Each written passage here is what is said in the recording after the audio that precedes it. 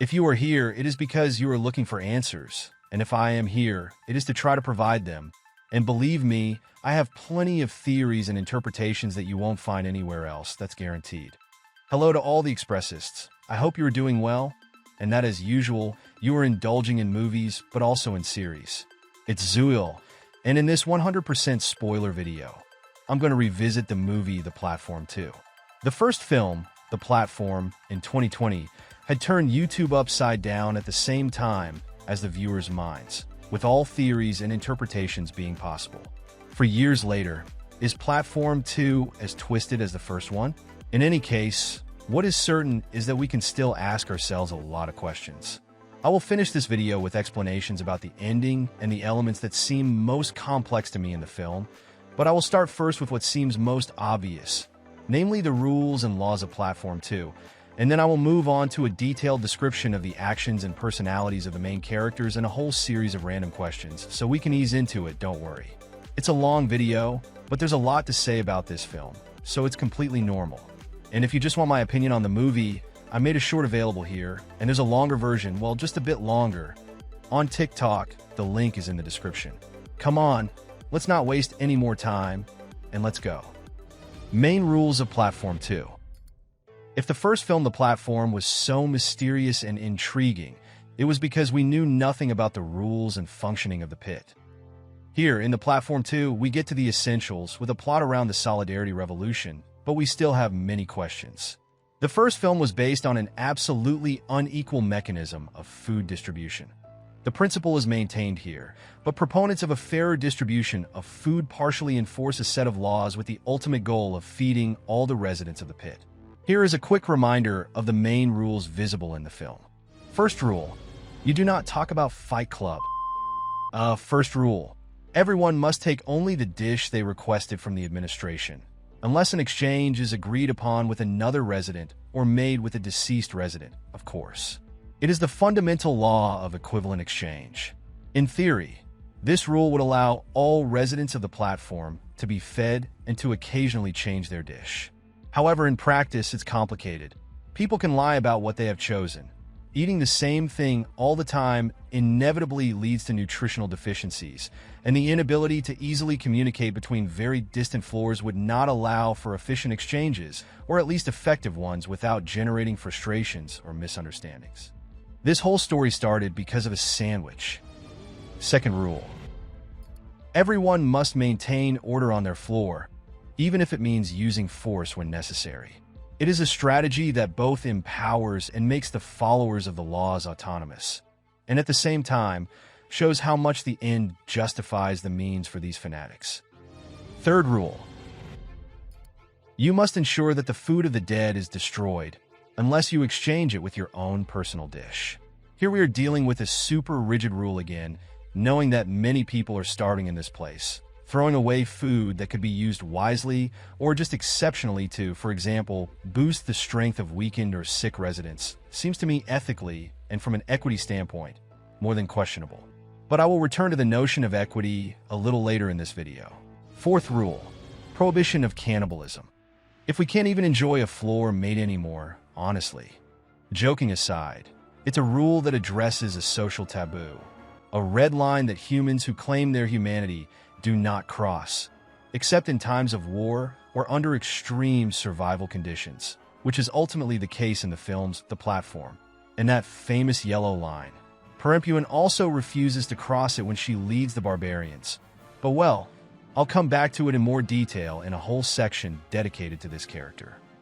Perempuan. The rules would have been established by a mysterious and ancient master, also known as the Noble or the Maestro, described and respected as a kind of messiah. At the beginning of the film, it is assumed that it is Goring, the hero of the first feature film, who managed to disrupt the rules of the platform following his adventures depicted in the first film, but it will later be realized that we are in a prequel to the first film, and that Goring's story follows this new movie. Moreover, still in the first film, Imaguri, Goring's first roommate, was already asking at the time, in vain, for solidarity from the residents of the floor below, in particular, and to ration the food. A behavior that recalls the main precept of the laws of the second film, and which in hindsight could echo the events of the second. By the way, I strongly encourage you to review the first one as well as my analysis video, of course, which goes with it. The characters. I will now return to the main characters of the film, starting with the heroine, of course, Perempuan. Perempuan. Perempuan. First of all, I want to revisit the name Perempuan. I thought it was a Spanish name I didn't know, but actually not at all. I found a source that indicates that the name Perempuan might be of Indonesian origin, and it literally means woman, which would be a more or less logical explanation since the name Goreng, which we had in the first episode, meant fried in Indonesian and Malaysian. So, I agree with you. If the two names have no thematic connection, their origin is nonetheless similar, and I think it's not a coincidence. Several character names in both films have particular meanings, such as Trimagasi, which comes from the Malay Kekasih, meaning thank you. Attention, what I just said about Trimagasi is based on a source found on Reddit. So take it with a grain of salt, and according to the same source, Dagin Babi would mean pork meat and Kekasih, lover in Indonesian. There you go. Do whatever you want with it. But in any case, it's possible. And in truth, it's not rare for authors to name characters after names taken from everyday life or from their passions. It actually makes me think a lot of mangakas who name characters after dishes, like the late Akira Toriyama in his work Dragon Ball, or after musical groups, like Hirohiko Araki with JoJo's Bizarre Adventure, for example. And honestly, there are tons and tons of examples. By the way, feel free to share some in the comments. It could be fun.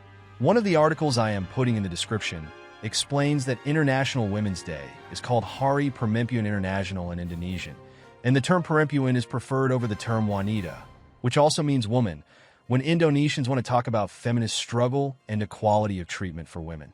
And in that sense, I think it's a name that fits the heroine of Platform 2 quite well. Don't you? The problem, despite her good intentions at the beginning, is that she ends up associating with scoundrels from all sides to overthrow the existing system. It's a bit like fighting fire with fire. Indeed, if the Loyalists are extreme people, the Barbarians led by Perempuan are just as extreme. They are violent. Their real difference from the other group comes from the fact that they advocate for total individual freedom. But in reality, neither of the two strategies is the right one. But what can men do in the face of so much hatred? As often, the truth would probably have been found somewhere in between these two extremes. Indeed, the strategy of the Loyalists was based on good intentions, with the ultimate goal of feeding everyone with the individually chosen dish or a mutually agreed exchange of food. However, their inflection in the face of individual suffering and particular cases that deviate from their rigid and absolute doctrine does not allow them to garner total adherence from moderate people or those crushed by their system. And it also stirs the anger of the dissenters. Their strict interpretation of their commandments does not allow them to align with the reality of the situations encountered, and it makes them lose their humanity. For example, at no point do they seek to challenge the principles set by their faith, whereas charity, empathy, or simple common sense would suggest helping or exceptionally sharing food from deceased individuals to assist those in physical difficulty, for example. Because it can happen to suffer from deficiencies, illness, or other issues, they thus confuse equality and equity of treatment. I was already talking about it in my video on Squid Game Season 1. Don't hesitate to go check it out, by the way. But to summarize my thoughts, equality means giving the same thing to everyone without considering circumstances, context, and individual differences, whereas equity means giving in proportion to each case and therefore taking into account all these aspects of context and individual differences. Dagin Babi, the leader of the Loyalists, justifies this extreme attitude with this phrase that summarizes the group's way of thinking well. The exception of fairness is the excuse of the traitor. They therefore equate potential breaches of the rules with pure treachery. In a way, it can be understood, since they fear subjective abuses because, well, we know how it really is. You give a finger, people take an arm. Ask Perempuan what she thinks about it. On the contrary, the Barbarians advocate for total individual freedom, the simple law of the strongest, and absolute free will.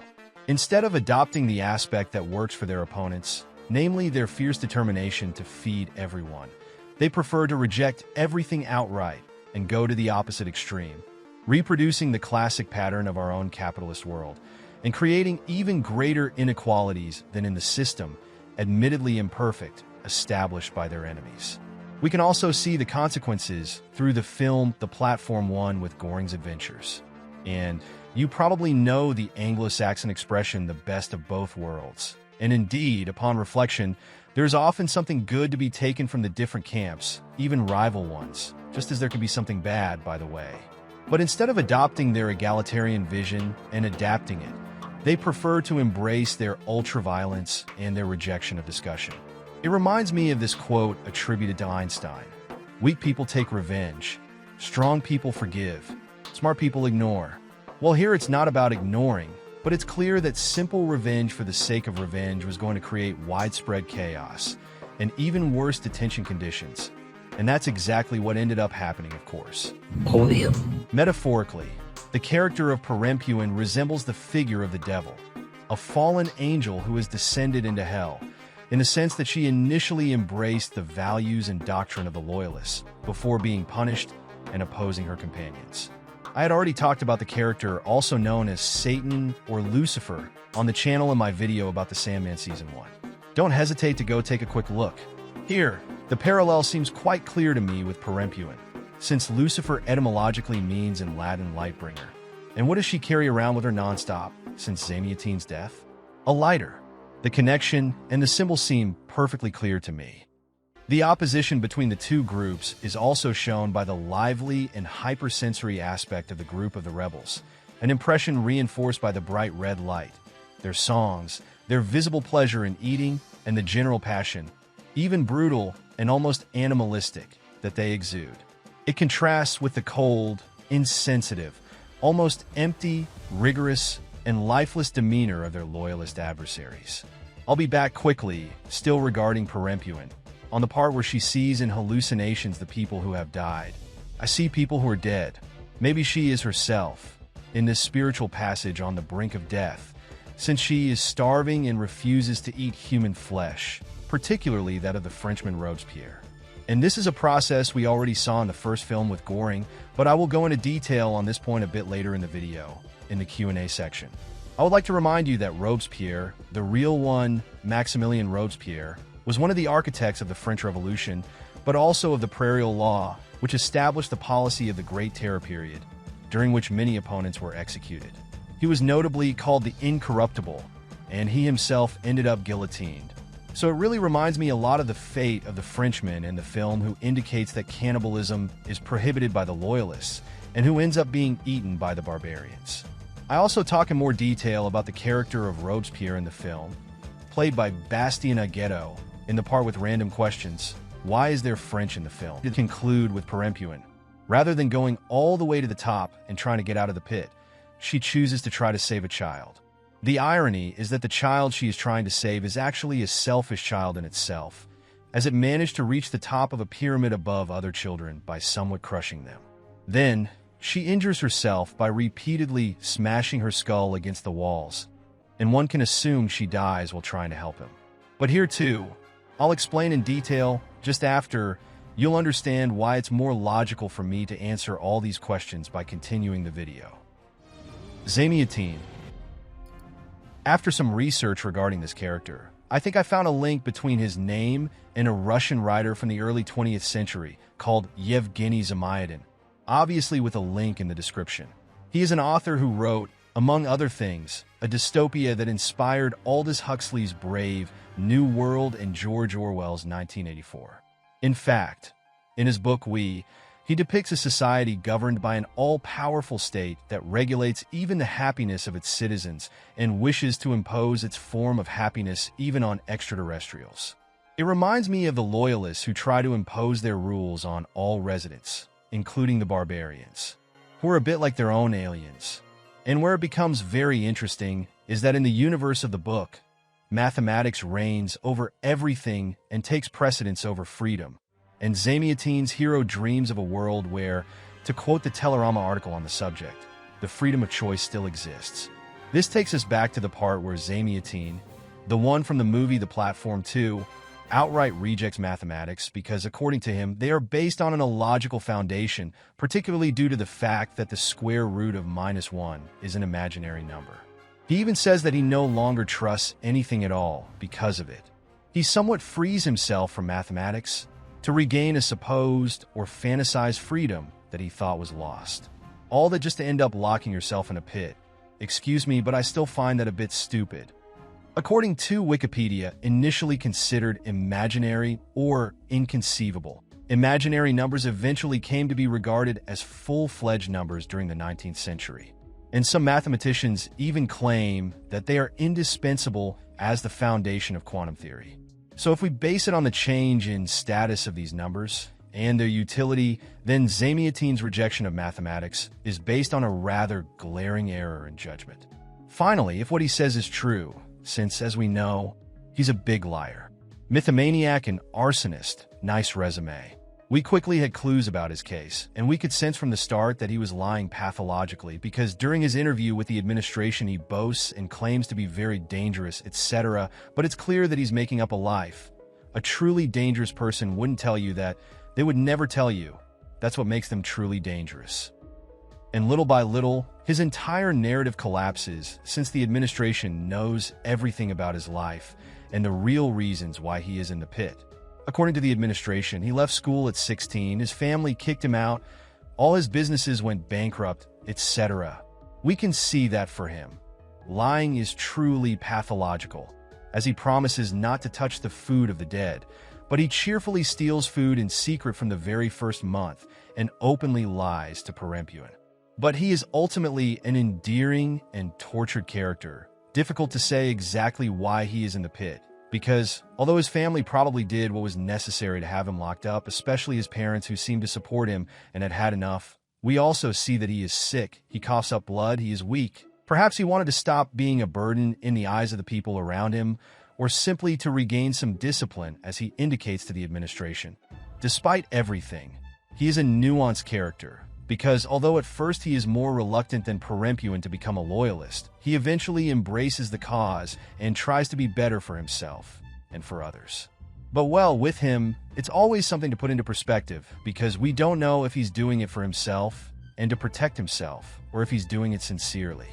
For me, his final act when he immolates himself is a true act of contrition, and also his only truly revolutionary and sincere act.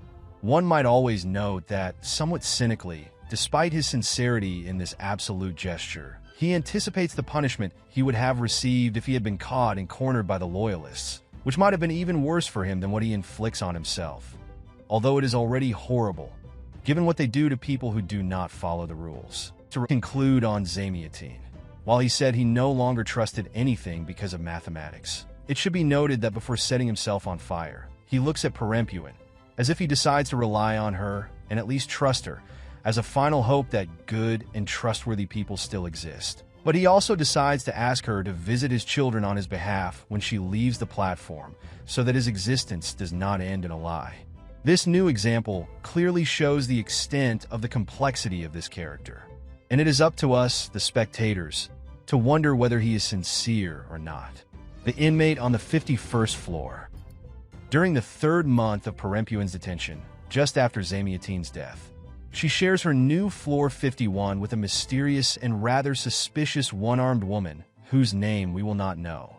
I don't know about you, but at first, I doubted everything she said, and I thought she was extremely deceitful, because let's be honest, the platform clearly makes you paranoid. But following their confrontation with Dagin Babi, they gradually realized that everything she said was true. Personally, I'd already gone off on wild theories where she had her arm eaten, etc., but actually not at all. Otherwise, her presence and her death allow the tipping point of Perempuan.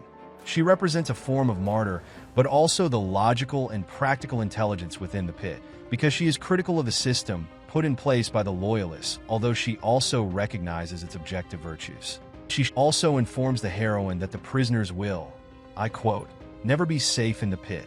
She is therefore not fooled, but she is pragmatic and still tries to move forward, all while nurturing the sweet dream of escaping. I am finally free. On the one hand, it foreshadows the fate that will befall Perempuan regarding her arm, and on the other hand, it is the trigger for Perempuan's turnaround, who goes from being a fervent Loyalist supporter to the greatest opponent, and even the leader of the rebellion. and she shows the young woman a path to theoretical escape through her idea of Goya's dog, while still maintaining the pragmatism that characterizes her, saying that her plan to ingest a part of Francesco de Goya's canvas is super risky and uncertain. She will even say either it works and we improvise or we die. We can guess that she is someone thoughtful. She is the one who talks about sevoflurane and its anesthetic properties. We can assume that she has worked in the medical field or that she just has a specific interest in painting, particularly Goya, since she is aware of this substance potentially present on the master's canvas, the dog. For me, she is perhaps the most dignified and upright character in the film. She seeks to bend the imposed order to improve the situation and to avenge what she considers an injustice, namely the death of her former cellmate Kekasih. We can also assume, well, it's a theory, but that she was in a relationship with her former cellmate, and this for two main reasons.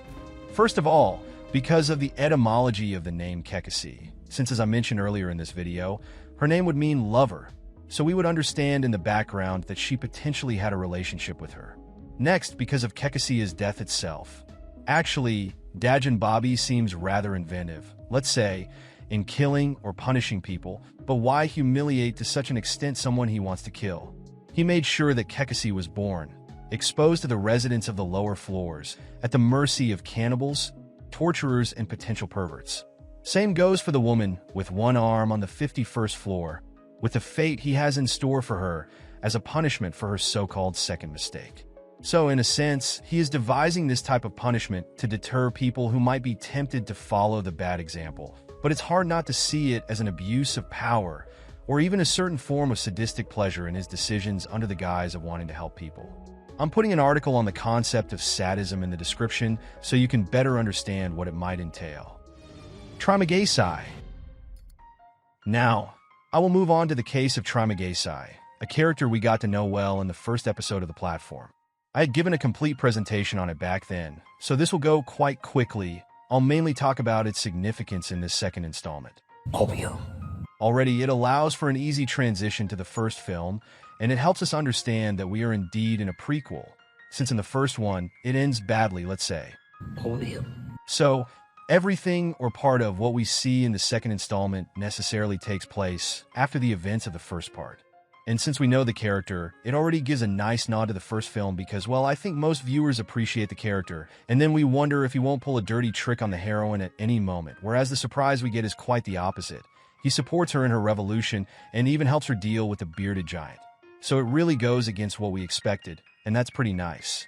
Where his role and ambiguity are well expressed is the passage where Dagin Babi thinks of cornering the group of barbaric revolutionaries to starve them, when he then suggests the idea of going down and eating the enemies below. He is then carried in triumph by his cream partners. We know his cannibalistic appetite, so it's funny for us spectators to see him propose this idea, an idea that actually suits him quite well. Moreover, with this idea, he also saves Perempuan for the first time because some were already ready to betray the leaders, of which she is of course a part when Dagin Babi proposes to make a deal with the rebels. So he saves her a total of 2 times. We are now going to finish the character review with Dagin Babi. Terror is the message. But just before, if you enjoy the content of this video, I invite you to give it a thumbs up, comment, and share. And also to subscribe to the channel. Thank you in advance. I inform you that this video is a transcription of my original French video. From my main French channel, for technical reasons, the voiceover comes from an AI. So I apologize for the inconvenience caused if the voice seems a little robotic or unnatural to you. Anyway, for the wealthier among you, I invite you to financially support the channel. It happens here, so don't hesitate to make donations. Thank you in advance. If you support me financially, it will also prevent me from having to go to the platform, especially since it would stop me from continuing to make videos, so thank you in advance for your support. Let's continue this video right away. Dagin Babi. 3rd month. Floor 54, we learn about a certain Dagin Babi, the most rigorous of the Loyalist disciples, and the current leader of the movement. He inspires respect, but even more fear, and you'll quickly understand why.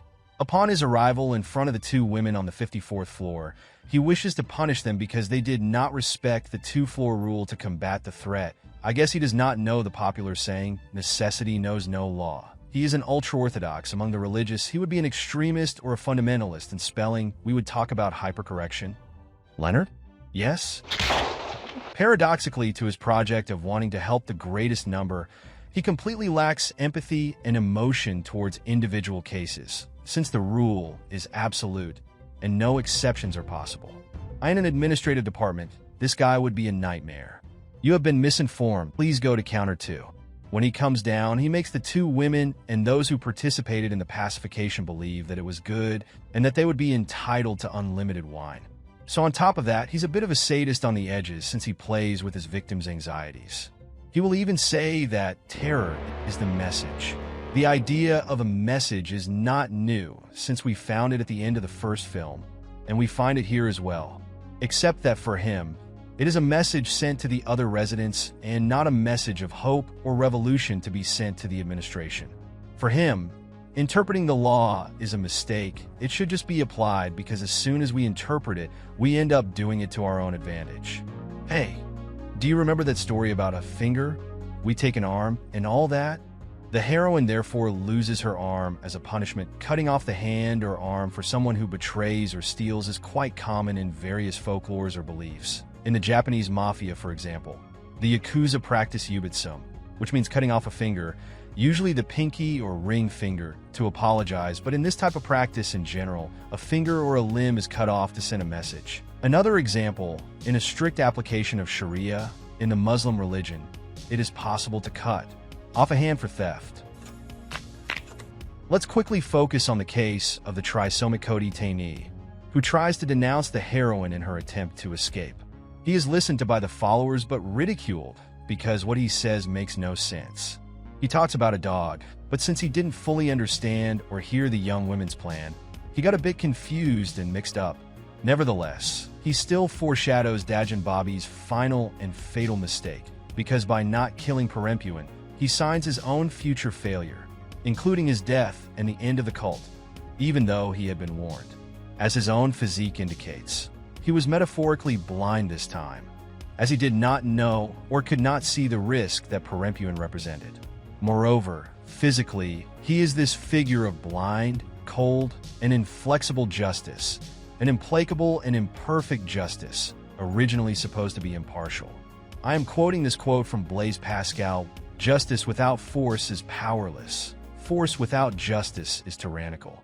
The actions of this film have consequences on the first. If the actions of Dagin Babi and his disciples were horrible, they still allowed distant levels to access food. So the system worked in part, although imperfect, cruel, and largely improvable. Dagin Babi is therefore prophetic when he says that the rebellion leads all the inhabitants to their end, and that Perempuan condemns them all. In definitive, for me, Dagin is a cruel character.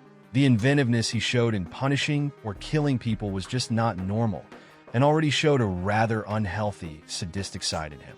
He could have punished people by showing humanity and leniency, but it was indeed his choice. Moreover, his followers who followed him everywhere and executed his orders were perhaps not inherently evil in themselves, but even if they saw something in it, physically, they blindly followed the orders of this tyrant. I refer you to the well-known Milgram experiment, which demonstrates that normal people subjected to a legitimate authority figure will come to accept, legitimize, and reproduce all forms of violence, even against their own personal morals, due to the conditions in which they are led to obey, etc. By the way, according to this type of study, one of the mechanisms explaining, for example, why and how an entire German people followed and executed the orders of a certain mustache guy man during the Second World War. Here we go! Not that mustache guy, come on.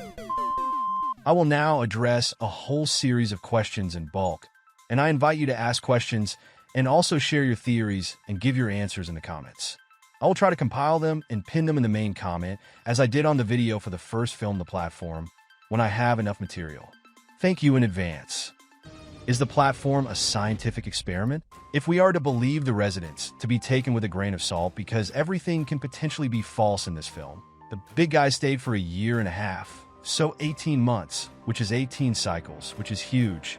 Is 18 cycles, knowing that we are in a prequel, so we can add at least part of Goring cycles. That is to say about 5 to 6 months, and so would a simple scientific experiment have gone that far?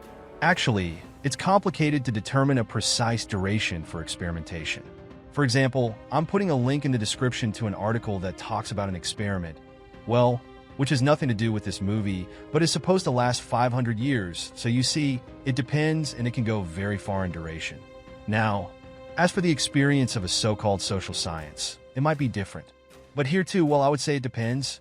On the other hand, the people from the administration might resemble agents overseeing a large-scale scientific experiment of which they themselves do not know everything.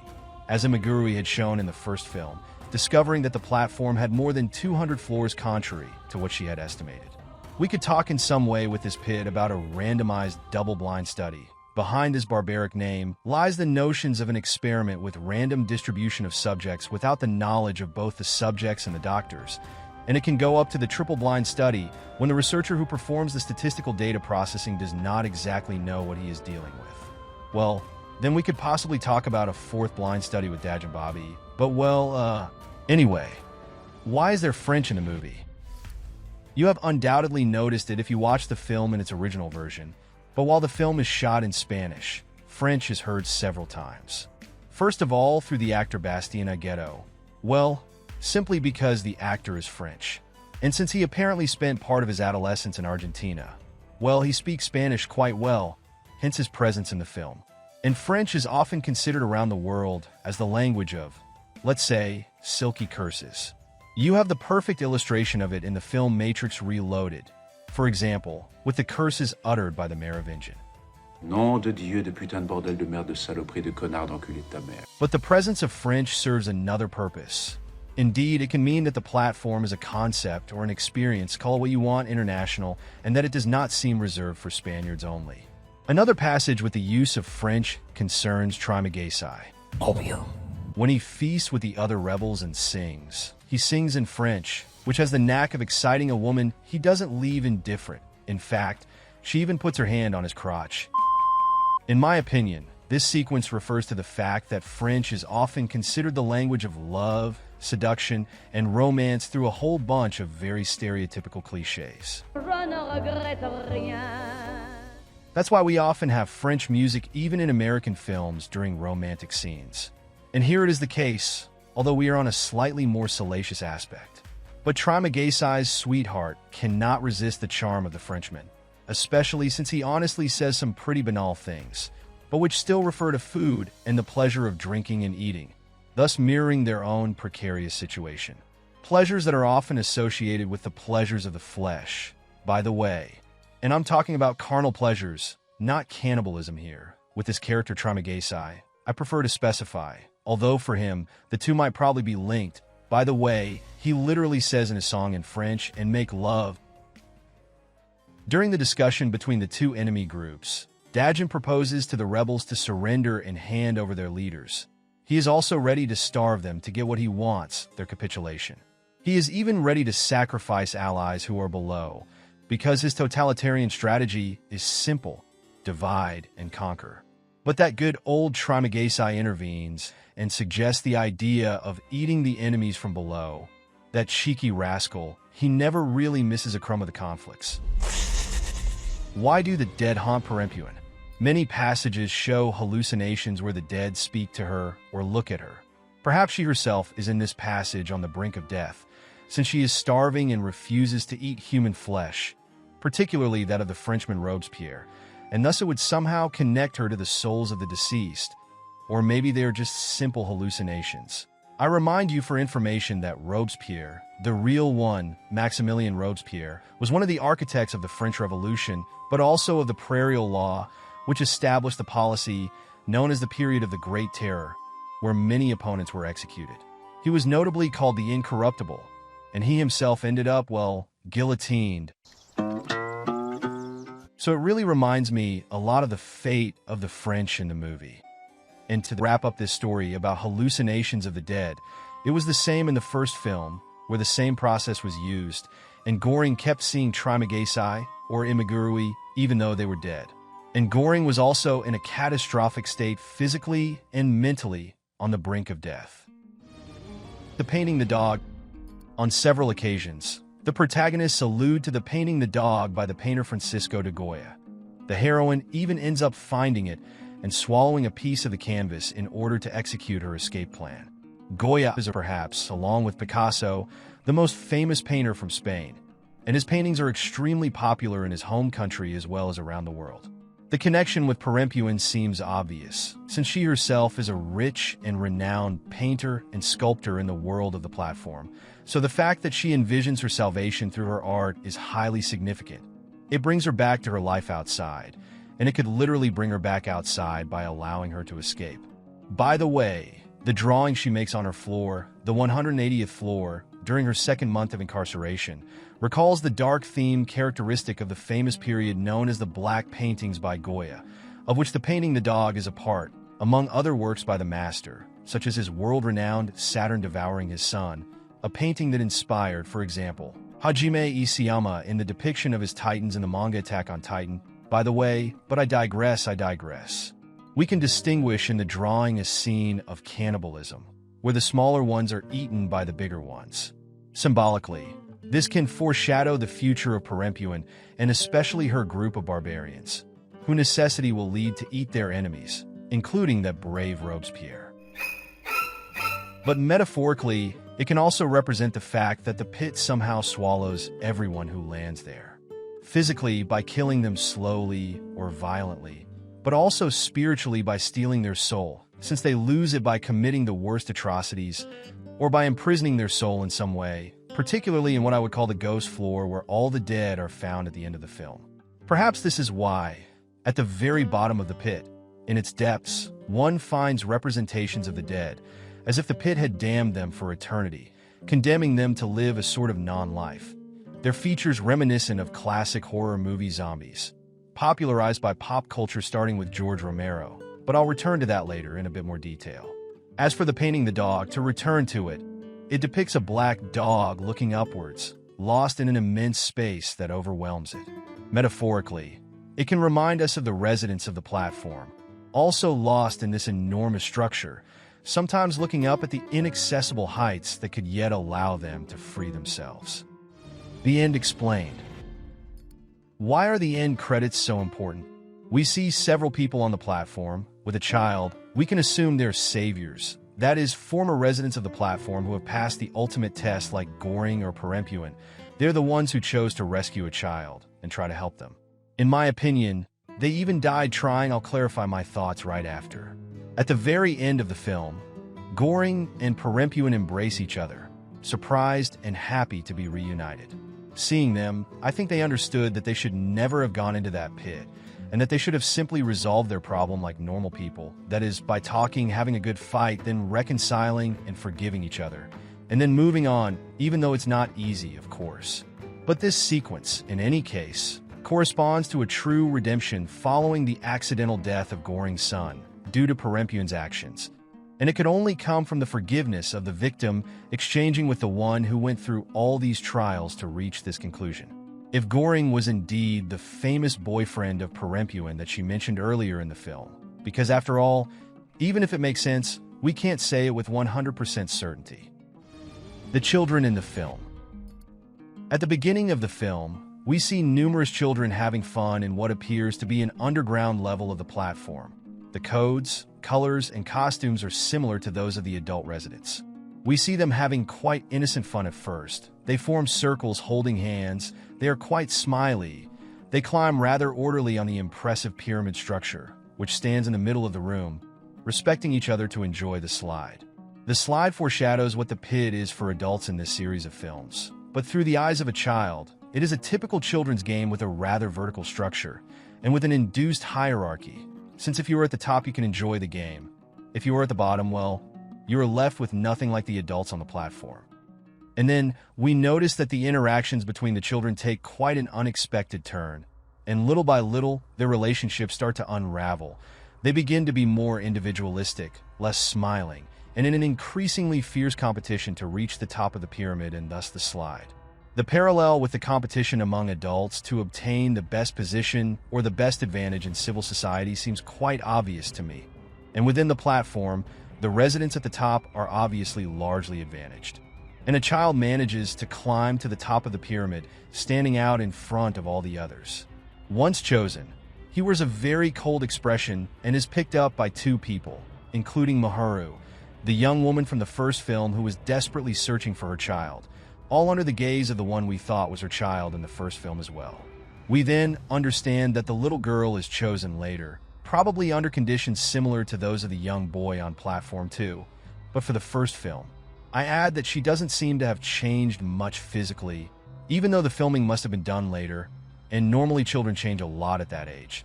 So I wonder if the scene was filmed during the first movie, or if it was simply filmed in a way that the physical change isn't too noticeable. Both are possible, especially since it's common for many filming rushes and therefore many scenes shot, not to be kept in the final edit. How to understand the end of the movie. The Yendi is built around a dilemma for our heroine.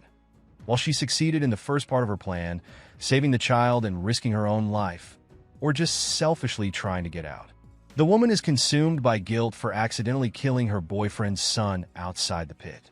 She interprets this dilemma as a possibility for redemption. We can assume that the various impacts against the walls and the probable internal and external hemorrhages she has eventually kill her, leading her to join the others and to reunite with Goring and the other previously deceased people. The people from below arrive like zombies, strongly reminding us of the imagery of the slow and groaning undead from traditional genre films, starting with those of George Romero, the absolute master of zombie movies. One of the undead, who can be assumed to be Kekasih, announces that only they can come back up, probably alluding to the fact that only people still alive are able to come back up and have a chance.